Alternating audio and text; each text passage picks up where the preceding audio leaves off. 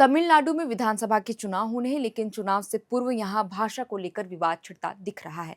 दरअसल तमिलनाडु के उप मुख्यमंत्री उदयनिधि स्टालिन ने ऐसा बयान दे दिया, जिसके बाद यहां सियासी सरगर्मी तेज होती दिख रही है। उन्होंने कहा, मातृभाषा को निगल जाती है हिंदी भाषा।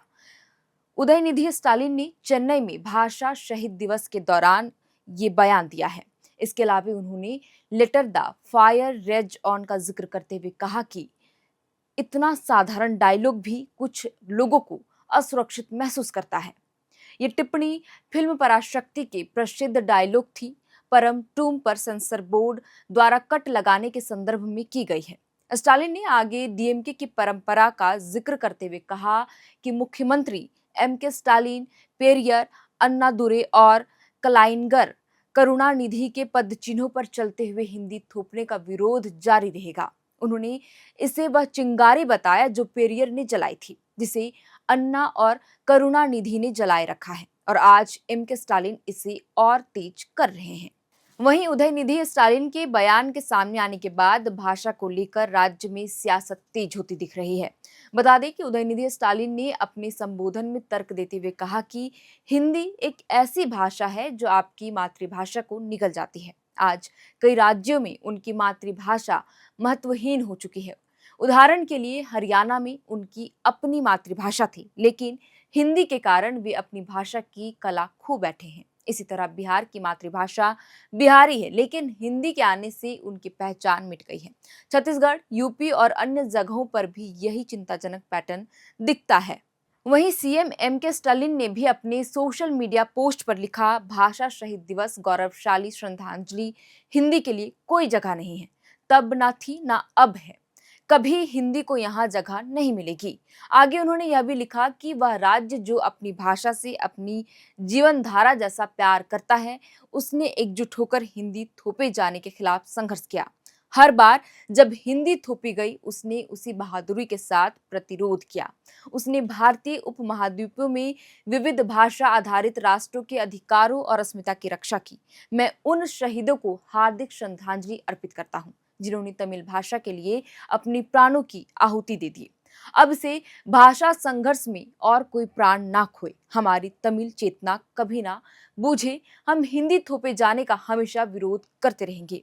उन्होंने हिंदी विरोधी आंदोलन का इतिहास से जुड़ा एक छोटा वीडियो भी अपने सोशल मीडिया एक्स हैंडल पर पोस्ट किया, जिसमें अतीत में हुए आंदोलनों की रिपोर्टिंग की झांकियां और उसे नेतृत्व देने वाले नेताओं और प्रदर्शनकारियों की तस्वीरें दिखाई गई हैं।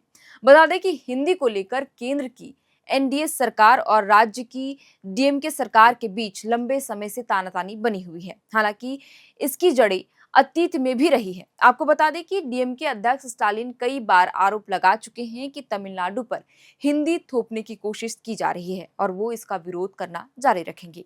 हालांकि केंद्रीय शिक्षा मंत्री धर्मेंद्र प्रधान ने कुछ महीने पहले कहा था कि तमिलनाडु सरकार पर राजनीति कर रही है। उनका कहना था कि राष्ट्रीय शिक्षा नीति 2020 भारतीय भाषाओं को महत्व देने वाली है और इसमें कहीं भी ये नहीं कहा गया है कि हिंदी की पढ़ाई की ही जानी चाहिए। बताते चले कि तमिलनाडु में हिंदी को लेकर विरोध 1937 से ही है, जब चक्रवर्ती राजागोपालाचारी की सरकार ने मद्रास प्रांत में हिंदी को लाने का समर्थन किया था। पर द्रविड़ कशगम यानी डीके ने इसका विरोध किया था। तब विरोध ने हिंसक झड़पों का स्वरूप भी ले लिया था और इसमें 2 लोगों की मौत भी हुई थी।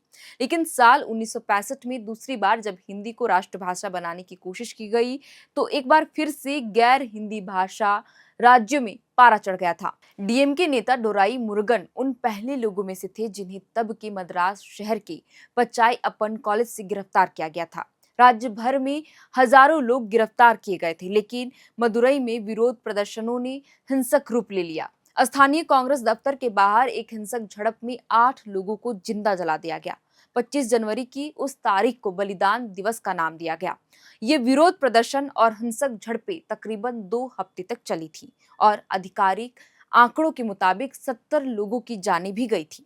बहरहाल तमिलनाडु में डीएमके नेताओं ने राष्ट्रीय शिक्षा नीति और हिंदी थोपने के मुद्दे पर केंद्र पर एक बार फिर से निशाना साधा है और चेतावनी दी है कि केंद्र तमिलनाडु पर हिंदी थोपने की कोशिश करेगा तो राज्य में एक और भाषा युद्ध होगा। खैर, अब देखना होगा कि तमिलनाडु में एक बार फिर हिंदी भाषा को लेकर जो विरोध शुरू हुआ है, उसे लेकर केंद्र सरकार क्या कदम उठाती है। इस पूरी खबर पर आपकी क्या राय है और हमें कमेंट कर जरूर बताइएगा। फिलहाल के लिए इस वीडियो में इतना ही। आप देख रहे थे एयरना और मैं थी आपके साथ श्रेया रतन। बहुत बहुत शुक्रिया।